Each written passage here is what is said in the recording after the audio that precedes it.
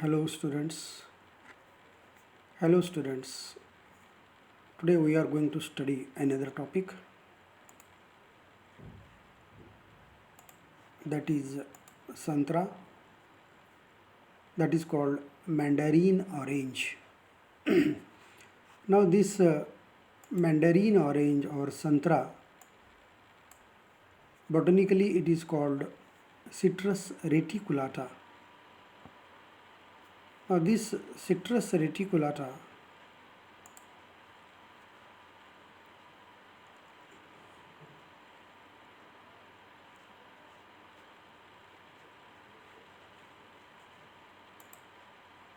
in this case, this is also an important fruit plant in not only Maharashtra but all over the country.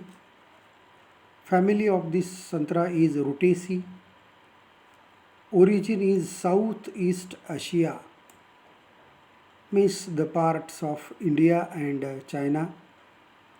Again, here in this case of santra, let us go to the uses of santra.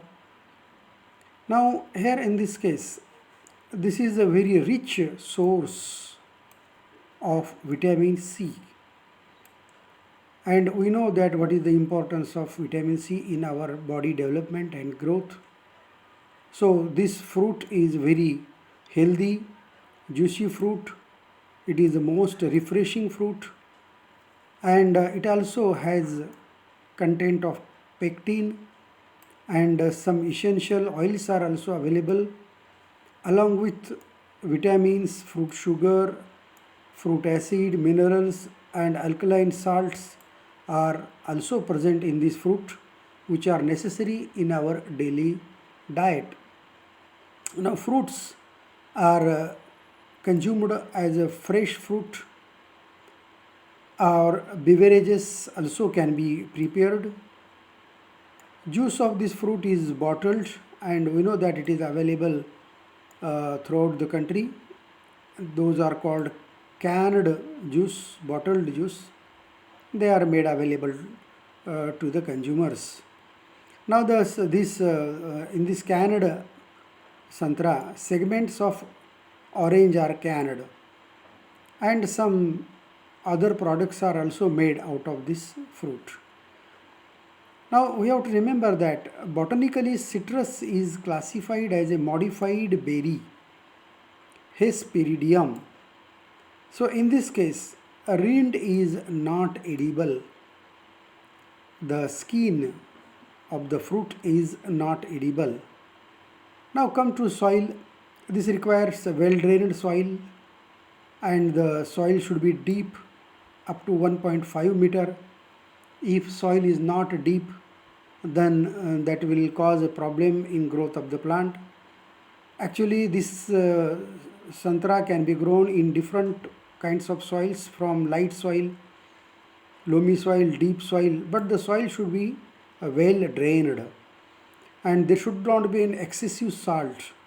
It should be free from excessive salts, means excessive fertilizers, chemical fertilizers should not be applied to this crop. Then drainage is very important. It should be well drained soil, means there should be no waterlogging condition in the field, otherwise it will cause problem in the growth. Then here in this case, the presence of lime also affect the growth of the plant. The pH of soil should be 6.5 to 7.5. It means santra can tolerate little acidic or little alkaline condition of the soil. And then the water table, 2 meter, less than 2 meter should not be selected. Means this plant cannot tolerate the water table which is less than 2 meter. So here in this case, this plant is very sensitive to salt accumulation in the soil.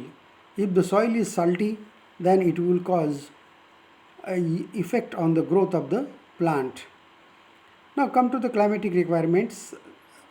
This requires a subtropical climate.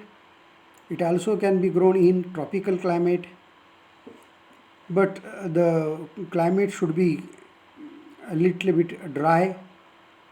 Some humid climate and tropical summer or warmer winter also can be tolerated by this plant.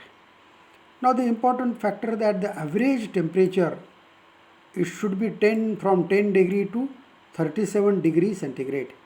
Means the temperature in the atmosphere should not be less than 10 and should not be more than 37 degree centigrade. The extreme point of temperature may cause drastic effects on the plant growth. In Vidarbha, we have studied in Nagpur and some areas where the atmospheric temperature is very high. So in such areas, some varieties also can tolerate atmospheric temperature from 45 to 48 degree centigrade also. The average rainfall, annual rainfall should be 875 to 1125 mm. Now come to the varieties. Now this Santra, it is a commercially grown in Nagpur area, that we call Nagpur Santra, because in Nagpur areas, means in the Vidarbha region, Santra is grown on large scale. So there are important varieties like Kurug Mandarin, it is grown in Karnataka. Kinno, this is a hybrid variety. Kinno Empire, Heel Orange, Mudkhed Seedless. Now this Mudkhed Seedless, it is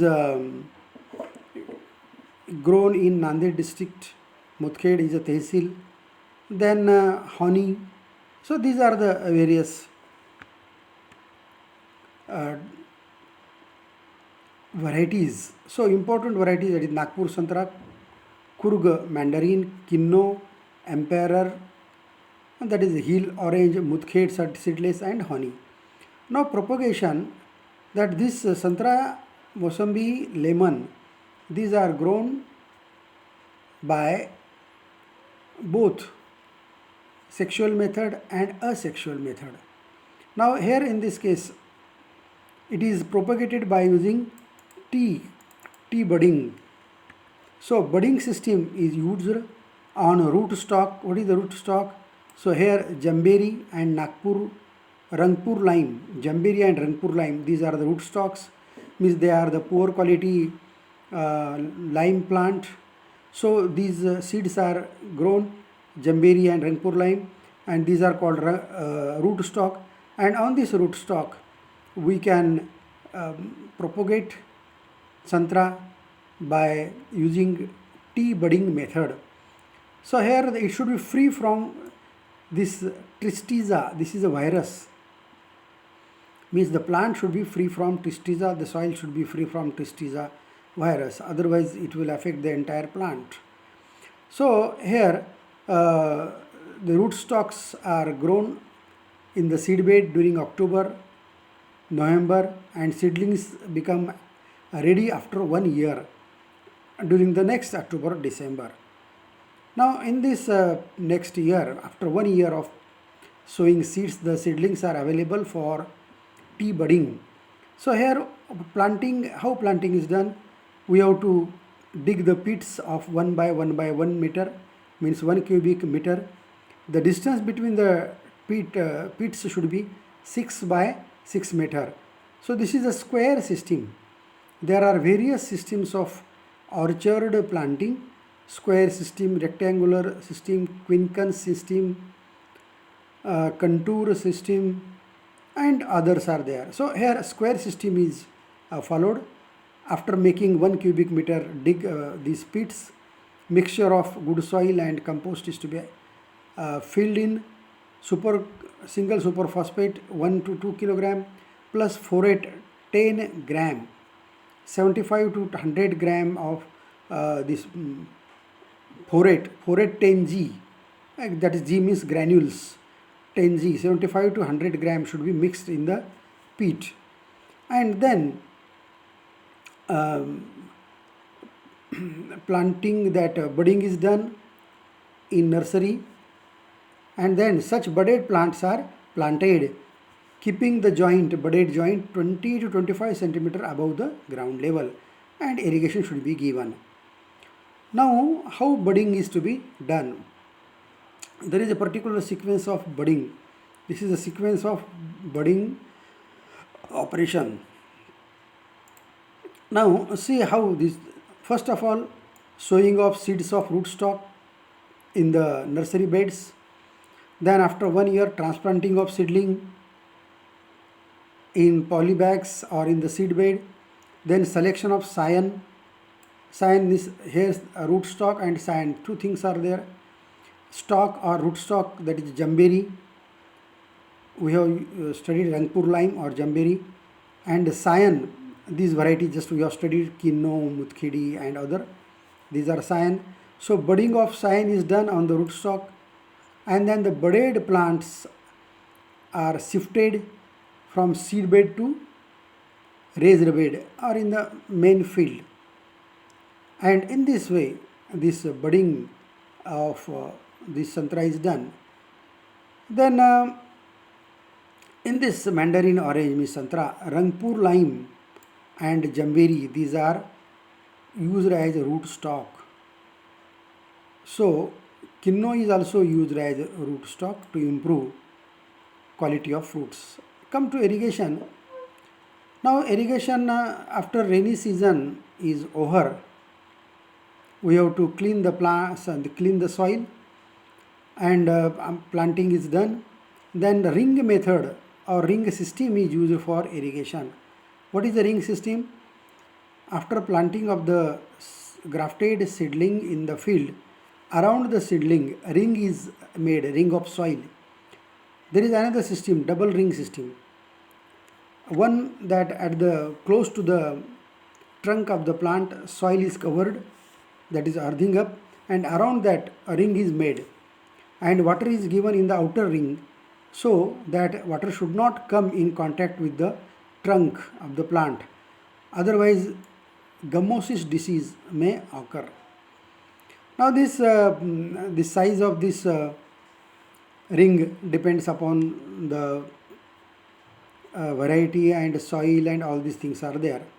Later on, irrigation should be given at an interval of 8 to 10 days during summer. During summer at 4 days interval. During winter at 8 to 10 days interval, irrigation should be given. Now this irrigation depends upon the kind of soil, age of the plant, and climatic condition also. So this is sensitive. This plant is sensitive to water stress. Means there should be no excessive water, or there should be no stress of water. So particularly during the rapid growth and flowering stage, this is very sensitive. We also can use drip irrigation that will save about 50% of water. So drip irrigation at the initial stage, there may be some expenditure, capital expenditure, but there will be later on no much expenditure, and we can also save water. Come to the application of manures and fertilizers. Now manuring should be done twice in a year. So what is the purpose of manuring? That proper growth and development of the plant and flowering should be also very herbaceous, means large scale. So manure should be applied 1 to 2 months before flowering, while fertilizers are applied just before flowering and fruit set. Now manures means farmyard manure, compost, green manure, or vermiculture, or any such organic manure can be applied at least 2 months before flowering. And just before flowering, we can apply chemical fertilizers like urea, just we have studied superphosphate, like that. So this generally manures and fertilizers are applied during June, July and January, February. Now this in the month of March to August, micronutrients are to be sprayed. Which macronutrient? That is a zinc sulfate, 0.2% zinc sulfate should be applied just before new growth. These micronutrients are also important in growth of all plants, including all fruit plants. Now, now these are the doses of NPK. We have to just understand how these NPKs are to be applied. Now, this here in this case, in every fruit plant, NPK doses are applied as per the age of the plant from first year up to 10 year. And in fruit plants, NPK doses are applied as usual generally in gram per plant, means per plant it is applied, and according to that here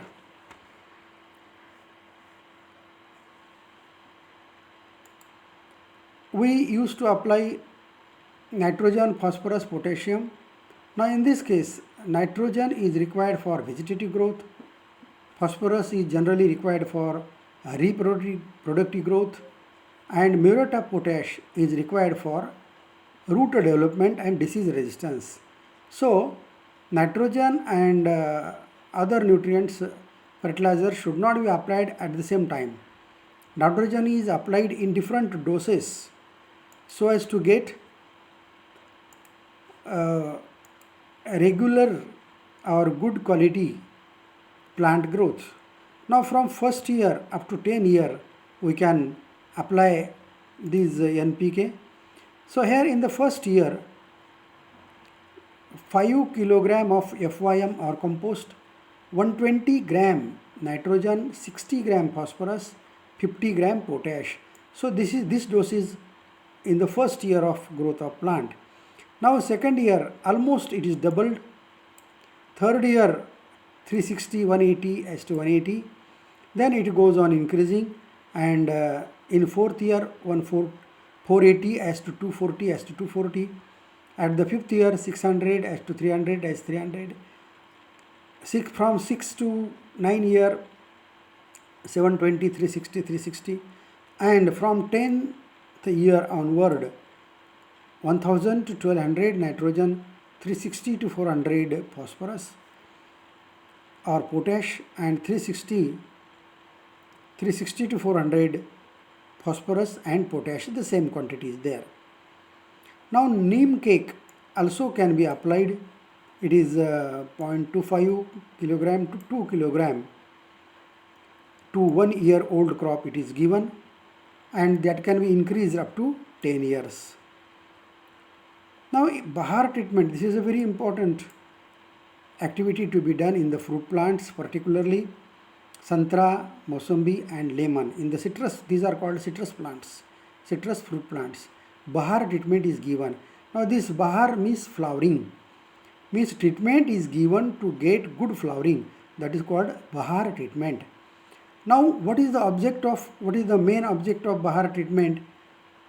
To bring the soil to a temporary wilting stage, reducing nitrogen supply, accumulating carbohydrate content in the soil, and that gives CN ratio, carbon nitrogen ratio. So in Bahar treatment, water stress is given, water is stopped. So when water is stopped, plant cannot get sufficient quantity of nitrogen. So there will be accumulation of carbohydrate in the plant. So this carbon nitrogen ratio in the branches and the twigs is properly maintained, and this is important for getting fruit flowering and fruit formation. So this from 6th year onwards flowering starts.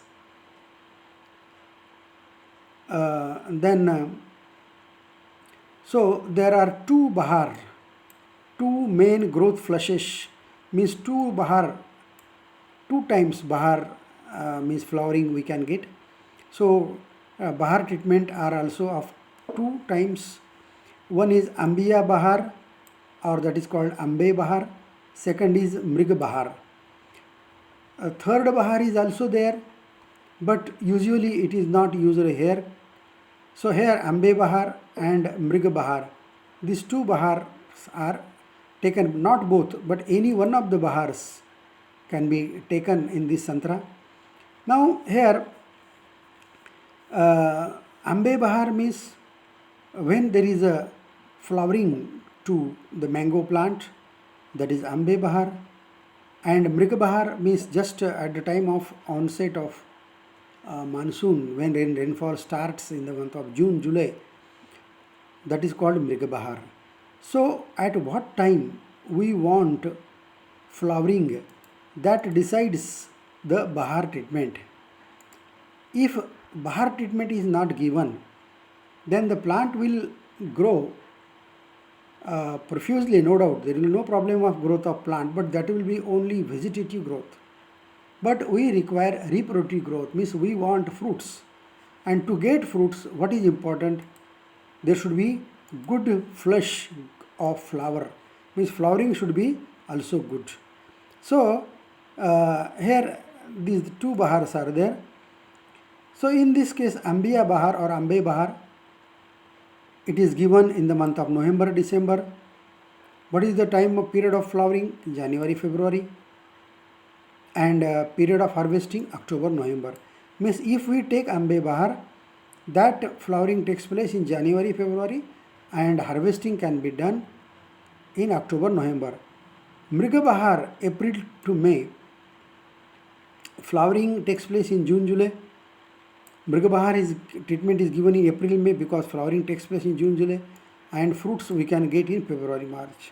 Compared with Ambe Bahar and Mrig Bahar is good, because in the month of April and May, there is no rainfall, so it is a summer period, so automatically it will be helpful to give Bahar treatment, and we can get in June, July flowering, and in February, March we can get fruits. So there is more demand to Santra fruits during summer season. So come to another intercultivation. Now intercultivation means we have, first of all, we have to take removal of weed, means weeding. This is regularly it is to be done. Then we have to lose the basin soil, because soil becomes compact. So intermittently we have to lose the soil to increase aeration, to increase drainage, to increase water holding capacity also. Then deep plowing is given at flowering and not given at flowering and fruit stages. Then what happens that when the fruits grow, the weight of the fruits increases, because of which the branches may bend down, or sometimes they also split. There may be cracking of branches may fall down. So we have to give support of bamboo sticks to the branches bearing fruits. Then the dried branches or infected plants are to be removed, otherwise that will spread the infection of pests and diseases. Now come to plant protection. We have to protect the plant particularly from pests and diseases. Let us go first of all pest. First pest is lemon butterfly. You can see here butterfly.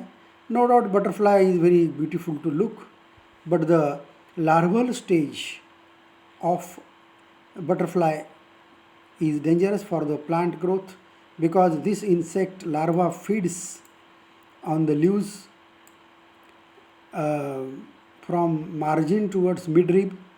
So there will be defoliation of branches. Leaf falling takes place, branches may also get weakened. Dropping of fruits may also takes place.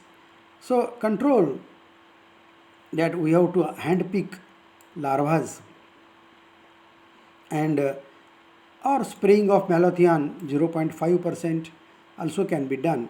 Now what is done, that larvas are to be picked, and they are dropped in water having kerosene. What is done? in a bucket of water. Kerosene is poured, kerosene floats on the water. So these larvae are picked and dropped in the water. So they get drowned, and this kerosene enters into the micro holes present on their body, which work as a nose. So due to suffocation, these larvae die. Then the second pest is Citrus scilla. Please have a look at this pronunciation. It is called scilla. P is silent. Now here, nature of damage, how this scilla sucks sap from the shoots, from the leaves, and because of that the curling of leaves takes place. Leaves become curl, round. Defoliation means falling of leaves also takes place. Drying of branches, small twigs also takes place. And honeydew like crystalline material oozes out, and that sooty mold appears on the plant. So this disease is spread by various other pests also. So this pest is also a carrier of different diseases. Control, we have to spray Nivacron 0.025% or monocrotophos 0.05%.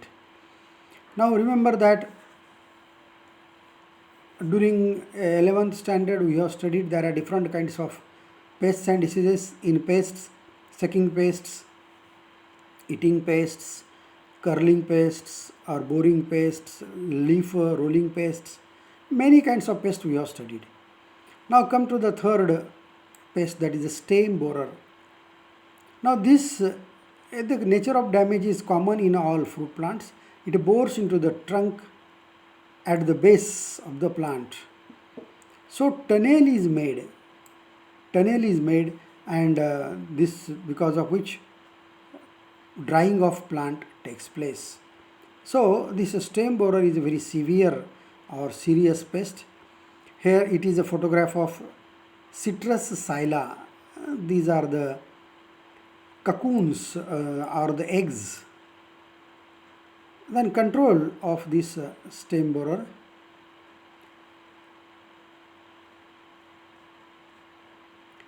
Now first of all, in case of all pests, the control measure is that wherever possible we have to collect the larval stages and then destroy it. There are some principles of pest management, that in every pest there are 4 stages of growth of pest. First is egg. From egg larvae take birth. Therefrom larvae become cocoons, and cocoons give birth to fly, butterfly. So here in this case only larval stage is dangerous to the plant growth. Remaining 3 stages are not very severe. So here in all pests, to control all pests, we also have to take clean campaign. Clean campaign means we have to clean the land. There should be no leaves falling of the previous plant. The land should be very well plowed, well harrowed. Land should be exposed to the sun so that the larval stage or eggs of the previous insects get killed. And when we use the rootstock or new variety cyan, that cyan should be free from pest and diseases. Then we have to also bring the cyan from that plant which is free from pest and diseases. So these are the general precautionary measures we have to take while taking care of control of pests. Now let us go to the remaining part of the plant. In citrus,